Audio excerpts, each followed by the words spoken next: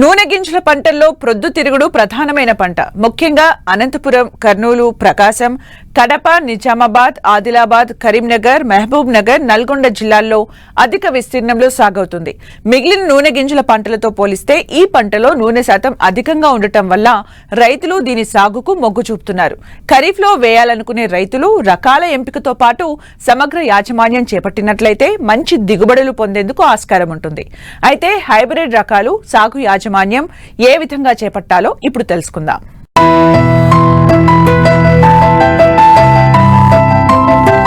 తెలుగు రాష్ట్రాలలో సాగవుతున్న నూనె గింజల పంటల్లో ప్రొద్దుతిరుగుడు అధిక ప్రాముఖ్యాన్ని సంతరించుకుంది.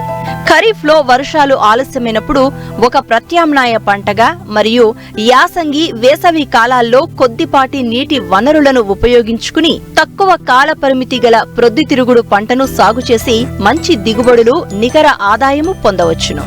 అయితే ప్రొద్దుతిరుగుడు పంటను చిన్న చిన్న కమతాలలో కాకుండా ప్రక్క కమతాల రైతు సోదరులు ఒకేసారి 20 నుండి 25 ఎకరాలలో కలిసి సాగు చేస్తే పక్షుల బెడద తక్కువగా ఉండి మంచి దిగుబడులు పొందడానికి ఆస్కారం ఉంటుంది.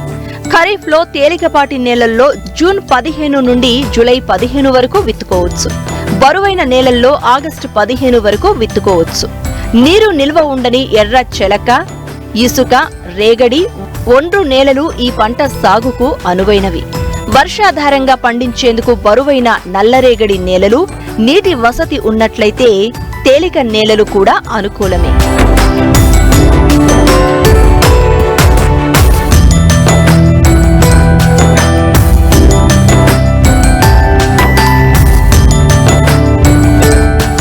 రాష్ట్రాల్లోని వ్యవసాయ విశ్వవిద్యాలయాలు విడుదల చేసిన హైబ్రిడ్ రకాలు అధిక దిగుబడులతో రైతుల క్షేత్రాలలో సత్ఫలితాలనిస్తున్నాయి.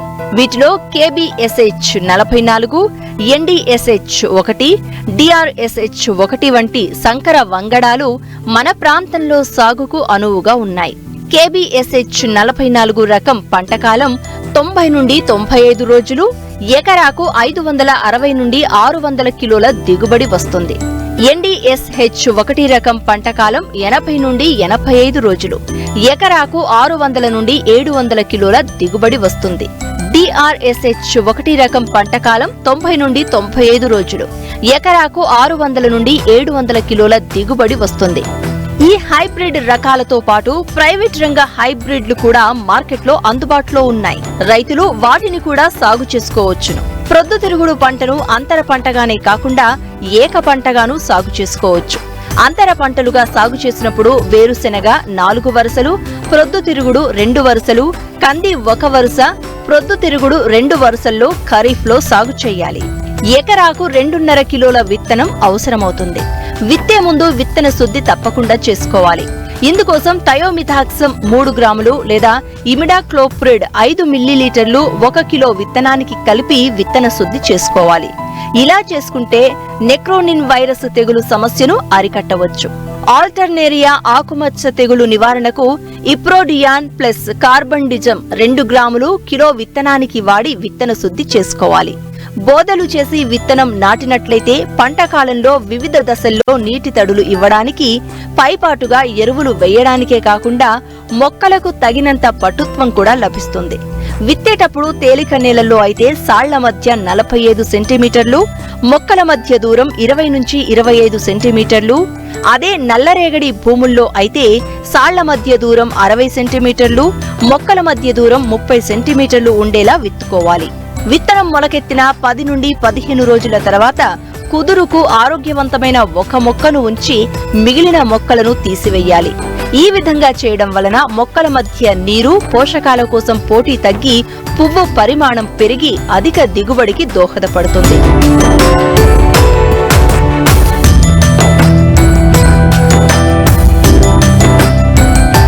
పంటకు ఎరువుల యాజమాన్యం కూడా కీలకం. విత్తే ముందు ఎకరాకు 2 నుండి 3 టన్నుల పశువుల ఎరువును వెయ్యాలి. భూసార పరీక్ష ఆధారంగా సిఫారసు చేయబడిన మోతాదులో పోషకాలను అందించాలి.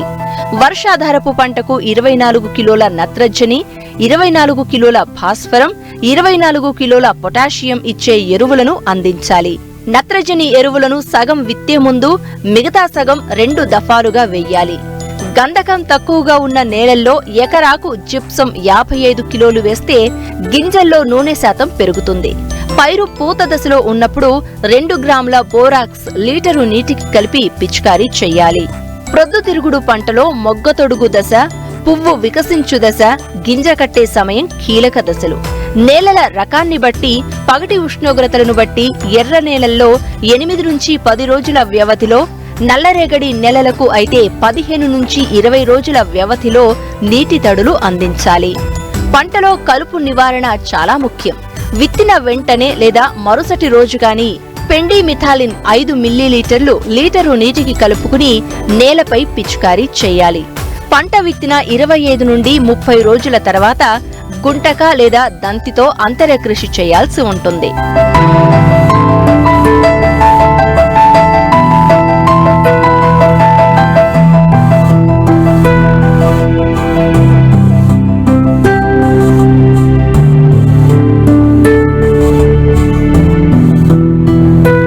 పొద్దుతిరుగుడు పంటకు పలు రకాల చీడపీడలు ఆశిస్తాయి. వీటిని ఎప్పటికప్పుడు గుర్తిస్తూ సమగ్ర సస్యరక్షణ చర్యలు చేపట్టాలి. ముఖ్యంగా పచ్చదీపపు పురుగులు. ఇవి వాతావరణంలో ఉష్ణోగ్రతలు 30 సెంటీగ్రేడ్ కంటే ఎక్కువైనప్పుడు, పైరు బెట్టకు గురైనప్పుడు ఆశిస్తూ ఉంటాయి. ఇవి ఆశిస్తే ఆకుల చివర్లు పసుపు పచ్చగా మారి పూర్తిగా ముడుచుకుని దోనెలలాగా కనిపిస్తాయి. వీటి నివారణకు మోనోక్రోటోఫాస్ 1.6 మిల్లీలీటర్లు లేదా డైమిథోయేట్ 2 మిల్లీలీటర్ల మందును లీటరు నీటికి కలిపి పిచికారీ చెయ్యాలి. తెల్లదోమ. ఇది ఆకుల అడుగు భాగాన రసాన్ని పీల్చడం వలన మొక్కలు గిడసబారిపోతాయి. నివారణకు టైటాజోఫాస్ 2.5 మిల్లీలీటర్లు లేదా థయోమిథాక్సమ్ 0.5 గ్రాముల మందును లీటరు నీటికి కలిపి పిచికారీ చెయ్యాలి. వాతావరణంలో ఉష్ణోగ్రతలు బాగా పెరిగినప్పుడు తామర పురుగుల ఉధృతి ఎక్కువవుతుంది. పువ్వుల నుండి రసాన్ని పీలుస్తాయి. ఇవి నెక్రోసిస్ వైరస్ తెగులును పరోక్షంగా వ్యాప్తి చేసి నష్టాన్ని కలుగచేస్తాయి. వీటి నివారణకు థయోమిథాక్సౌ 3 గ్రాములు లేదా ఇమిడాక్లోప్రిడ్ 5 మిల్లీలీటర్లు కిలో విత్తనానికి కలిపి విత్తన శుద్ధి చెయ్యాలి.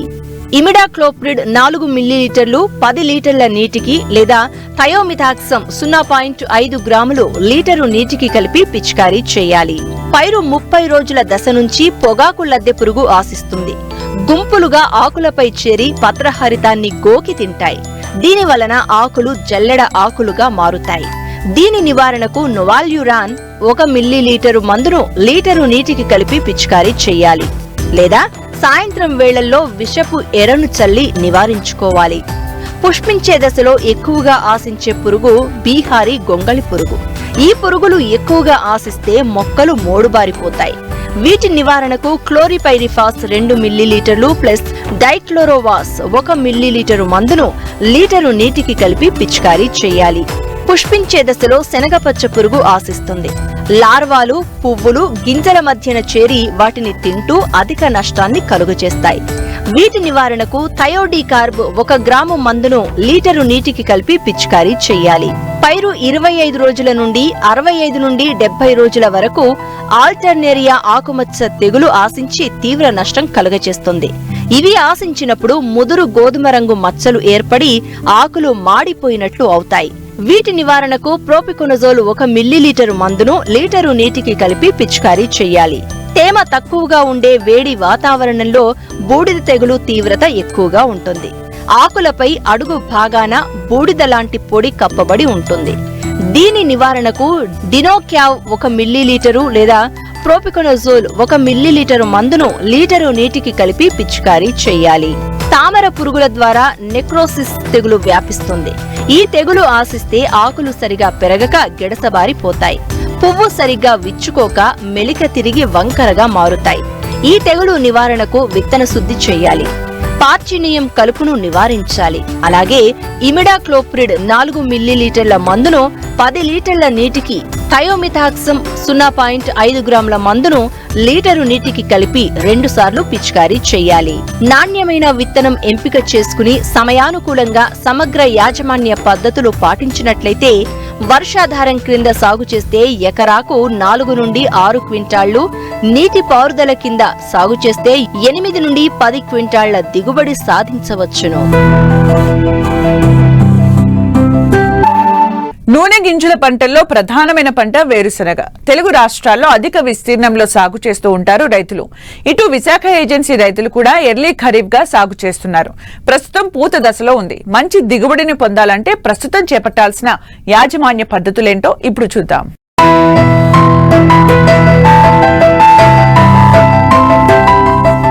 ఖరీఫ్ లో వర్షాధారంగా వేరుశెనగ పంట అధిక విస్తీర్ణంలో సాగులో ఉంది.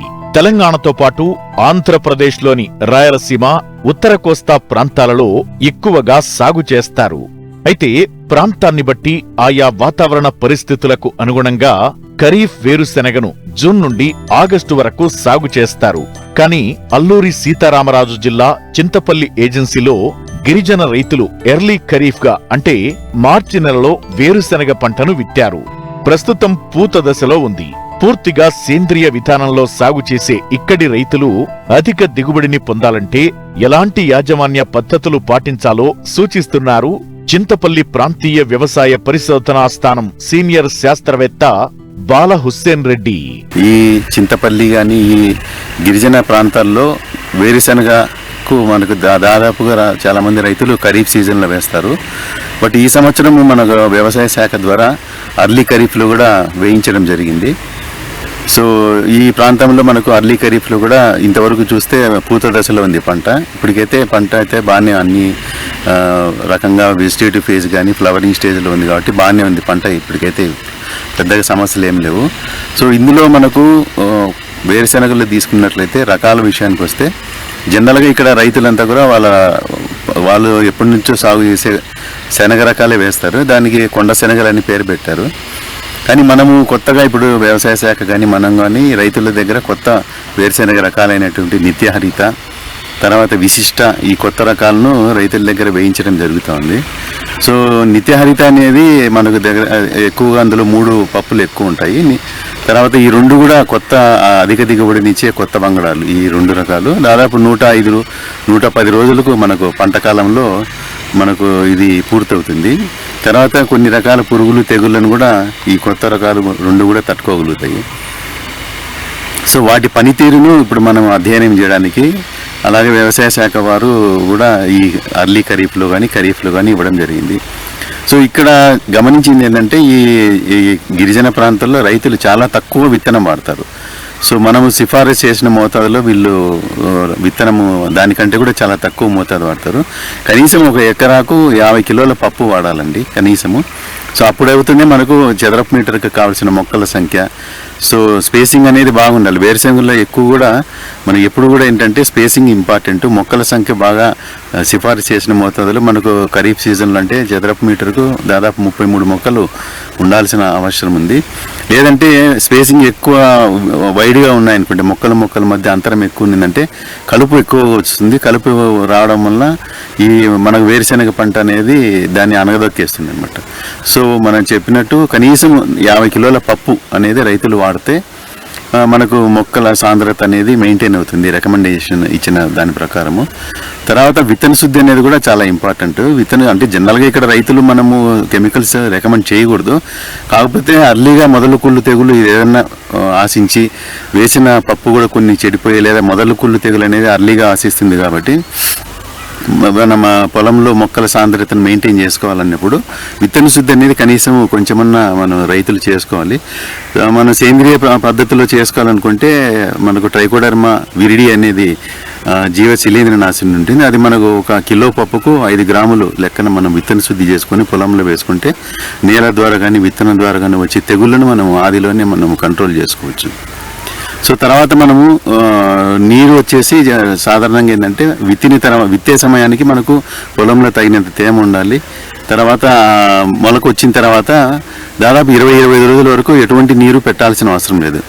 ఎందుకు మనము ఇది కంట్రోల్ చేస్తామంటే ఒకేసారి మొక్కలన్నీ కూడా మనకు పూతకు వస్తాయి. మనం ఎప్పుడైతే 25 రోజుల వరకు నీరు పెట్టకుండా ఆ తర్వాత నీరు పెట్టినట్లయితే మొక్కలన్నీ ఒకేసారి పూతకు రావడము, ఒకేసారి కాయలన్నీ ఊడలు దిగడము, కాయలు ఏర్పడము, ఆ యూనిఫామిటీ అనేది ఉంటుంది. కాబట్టి మనం జనరల్గా అంటే వర్షాలు అడపా పడితే మనం ఏం చేయలేం. కానీ మనకు ఒకవేళ వాటర్ పెట్టే పరిస్థితిగా ఉంటే 25 రోజుల వరకు నీటి తడి ఇవ్వకుండా మనము కంట్రోల్ చేసుకుని 25 రోజుల తర్వాత ఇది నీటి యాజమాన్యము. తర్వాత వచ్చేసి మనకు ఇంకా కలుపుకు అనేది కూడా ఇక్కడంతా మరి కొండ ప్రాంతాల్లో గిరిజన రైతులంతా కూడా చేత్తోనే తీసుకుంటారు, గొప్పులు చేయడం అంటారు. సో 2 సార్లు చేసుకోవాలి. ఇంకొకటి ఇక్కడ మనం సిఫారసు చేయగలిగింది ఏంటంటే రైతులు జనరల్గా పశువుల గెత్తం వాడతారు, కంపల్సరీ వాడతారు ప్రతి పంటకు. ఈ పశువుల గెత్తంతో పాటు మనకు జీవన ఎరువులు అనేవి కూడా మార్కెట్లో మన వ్యవసాయ విశ్వవిద్యాలయం ద్వారా దొరుకుతాయి. కాబట్టి భాస్వరానికి సంబంధించిన జీవన ఎరువు, పొటాషియానికి సంబంధించిన జీవన ఎరువు ఇవి కూడా మనం గెత్తంలో కలిపి వేసుకుంటే మంచిది. ఇంకా విత్తన శుద్ధిలో మనం ట్రైకోడర్మా విరిడితో పాటు రైజోబియం కూడా వేసుకోవచ్చు. రైజోబియంతో కూడా విత్తన శుద్ధి చేసుకుంటే ఈ యూరియా వేయాల్సిన అవసరం లేకుండా నత్రజని అనేది స్థిరీకరించి ఆ రైజోబియం అనేది సహాయం చేస్తుంది. సో ఈ జీవన ఎరువులు వాడకం వల్ల మనం రసాయన ఎరువులు వాడాల్సిన అవసరం లేదు. జిప్సం అయితే మనం రికమెండ్ చేయొచ్చండి. ఇక్కడ జిప్సం ఒక 200 కిలోలు ఒక ఎకరాకిన వేసుకున్నట్లయితే మనకు ఊడలు బాగా గట్టిగా ఉంటాయి, తర్వాత కాయలు బాగా ఉడతాయి. అందులో కాల్షియము సల్ఫర్ 2 ఉంటాయి కాబట్టి జిప్సంలో. సో మనకు కాయల దిగుబడి బాగా వచ్చేదానికి అవకాశం ఉంది, నూనె శాతం కూడా పెరుగుతుంది. సో అది ఈ ప్రాంతానికి మనకు రికమెండ్ చేయొచ్చు. ఇంకా రసాయన ఎరువులు అనేది మనం ఏమి ఇక్కడ ఈ ప్రాంతానికి చెప్పకూడదు. సో ఈ రకంగా రైతులు సేద్యం చేసుకుంటే మనం సిఫారసు చేసినట్లు అధిక దిగుబడి సాధించి మనకు రాబడి పెంచుకోవడానికి అవకాశం ఉంది.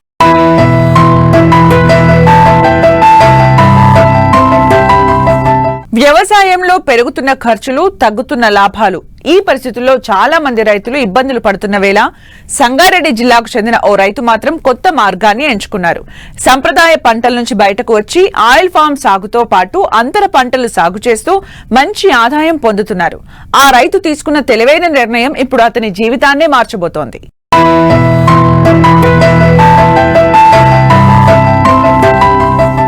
ఇదిగో ఇక్కడ కనిపిస్తున్న ఈ ఆయిల్ ఫామ్ తోట సంగారెడ్డి జిల్లా జరాసంగం మండలం కుప్పానగర్ గ్రామంలో ఉంది.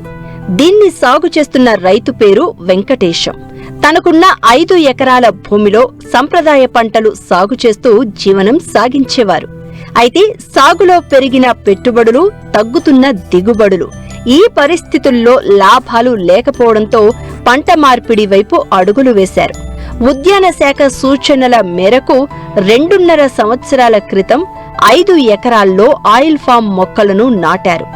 ఇప్పుడిప్పుడే గెలలు వస్తున్నాయి. మరో 6 నెలల్లో మొదటి దిగుబడి తీయనున్నారు. కానీ ఆయిల్ ఫామ్ పంటలో మొదటి 3 సంవత్సరాల వరకు ఆదాయం రాకపోవడం ఒక పెద్ద సవాల్.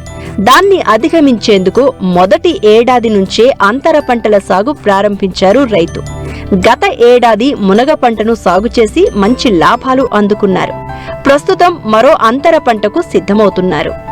కలెక్టర్ గారు ఏర్పాటు చేసిన సమావేశంలో ఆయిల్ ఫామ్ పైన అవగాహన సదస్సు పెడితే పాల్గొన్నాము. అందులో వాళ్ళు ఇచ్చిన సలహాల మేరకి ఎకరాకి 57 మొక్కల చొప్పున 5 ఎకరాలకి 285 సుమారు 2285 మొక్కలు వస్తాయని చెప్పారు. వాళ్ళ సూచనల మేరకి మొక్కలు నాటడానికి ఏర్పాట్లు చేశాము. గుంతలు తీసి అందులో డిఏపి గుల్కలు వేసి మొక్కలు నాటాము.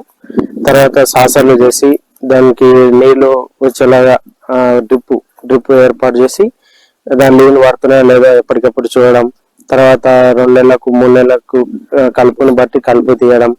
తర్వాత 3 నెలలకు ఒకసారి ఎరువులు వేసి మంచిగా నీళ్లు పడుతున్నా లేదా మొక్క ఎదుగుదలలో ఏదైనా మార్పులు వచ్చా లేదా చూస్తూ పంట సాగు చేస్తున్నాము. రీసెంట్ గా మునగ చెట్లు వేసినాము. అందులో మంచిగా ఆదాయం వచ్చింది. సుమారు 2.5 సంవత్సరాల వరకు మునగతో ఆదాయం పొందాము. మరి ఇప్పుడు వేరే అంతర పంటలు కూడా వేయడానికి ప్రయత్నం చేస్తున్నాము. ఇప్పుడు ప్రజెంట్ గెలలు ప్రారంభ దశలో ఉన్నాయి. పంటను చూసి మిగతా వాళ్ళు కూడా మొగ్గు చూపుతారు ఆయిల్ పవన్ పంట వేయడానికి. ఎక్కువ మొత్తంలో వస్తే ఇక్కడ లోకల్ గా ఇండస్ట్రీ లాగా వస్తే ఇక్కడ మంచిగా దిగుబడి వస్తే ఇక్కడ వాళ్ళు ఎక్కువ ఇన్వెస్ట్మెంట్ చేయడానికి అవకాశం ఉంటది. ప్రస్తుతం ఆయిల్ ఫామ్ ఒక టన్ను ధర 23,000 ఉన్నట్టు అధికారులు తెలిపారు. రాబోయే రోజుల్లో పెద్ద ఎత్తున సాగు చేస్తే రైతులతో పాటు స్థానికంగా కూడా యువకులకు పెద్ద ఎత్తున ఉపాధి దొరికే అవకాశం ఉందని నమ్ముతున్నాం. ప్రభుత్వ ప్రోత్సాహం మొక్కకి 200 రూపాయలు ఉంటే 20 రూపాయలకే మనకు రాయితీ ద్వారా దొరుకుతుంది. మరియు ప్రభుత్వం సపోర్ట్ డ్రిప్ 90% సబ్సిడీతో దొరుకుతుంది. మెయింటెనెన్స్ ఖర్చుల కింద ఎకరాకి 4,200 రూపాయలు ప్రభుత్వం ఇస్తుంది. జరాసంగం మండలంలోని దాదాపు 260 ఎకరాల్లో ఆయిల్ ఫామ్ సాగుతోంది. ఈ పంటకు సంబంధించి టెక్నికల్ సలహాలు, మార్గదర్శకాలు గోద్రేజ్ కంపెనీ అందిస్తోంది. పంట దిగుబడులు ప్రారంభమైన తర్వాత ప్రభుత్వం నిర్ణయించిన మద్దతు ధరకు గెలలను కొనుగోలు చేస్తూ ఉండడం రైతులకు మరింత భరోసా కలిగిస్తోంది. ఈ పంట అనేది మనకి గవర్నమెంట్ వాళ్ళు రాయితీతో ఇస్తున్నారు. గవర్నమెంట్ వాళ్ళ రాయితీలు కాకుండా గోద్రేజ్ కంపెనీ వాళ్ళు ప్రతి 15 నుంచి 20 రోజులకు ఒకసారి ఈ పంటని చూస్తూ ఉంటారు. ఈ పంటకు సంబంధించిన టెక్నికల్ గైడెన్స్ అనేది ఇవ్వడం జరుగుతూ ఉంటుంది. ప్రభుత్వ రాయితీలు, ప్రభుత్వ సపోర్ట్ కాకుండా గోద్రేజ్ కంపెనీ వాళ్ళు ఈ పంట అనేది కొనుగోలు చేస్తూ ఉంటారు. ఇది ప్రభుత్వం నిర్ణయించిన ధరతో. ఈ పంట కొనుగోలు అనేది గోద్రేజ్ కంపెనీకి సంబంధించి ఒక కలెక్షన్ సెంటర్ ఉంటుంది. ఆ కలెక్షన్ సెంటర్ లో ఈ కొనుగోలు అనేది జరుగుతూ ఉంటుంది. ప్రతి 10 రోజులకు ఒకసారి దీనికి సంబంధించిన పేమెంట్ జరుగుతూ ఉంటుందండి. అది కాకుండా పంటకు సంబంధించిన ఫర్టిలైజర్స్ కానీ లేకపోతే డ్రిప్ మెటీరియల్ కానీ మాకు సంబంధిత ఆఫీస్ ఒకటి ఉంటుందండి. గోవిందపూర్లో ఇక్కడ ఓపెన్ చేయడం జరుగుతుంది. ఆఫీస్ నుంచి రైతులకి ఫర్టిలైజర్స్ కానీ డ్రిప్ మెటీరియల్ కానీ ఇంకా పంటకు సంబంధించిన సూచనలు కానీ ఇవ్వడం జరుగుతూ ఉంటుందండి. రైతులు ఇంకా ముందుకు వస్తే ప్రభుత్వం వాళ్ళతో పాటు మేము కూడా మా సహకారం అందించడం జరుగుతుంది. ప్రస్తుతం ఈ సంవత్సరం దాదాపు 140 ఎకరాలు సాగు చేయడం జరిగింది. వచ్చే రోజుల్లో ఈ పంట విస్తీర్ణం అనేది పెరగడం జరుగుతుంది. అంతర పంటలతో ఖర్చులు తగ్గించుకుంటూ భవిష్యత్తుకు భరోసా కలిగించే పంటలను ఎంచుకుంటే రైతులు మంచి లాభాలు పొందవచ్చని రైతు వెంకటేశం నిరూపించారు. అంతర పంటలతో ఆదాయం, ఆయిల్ ఫామ్ ద్వారా భవిష్యత్ భరోసా, ఇలా 2 మార్గాల్లో ఆదాయం పొందుతున్న వెంకటేశం ఇప్పుడు ఇతరులకు ఆదర్శంగా నిలుస్తున్నారు.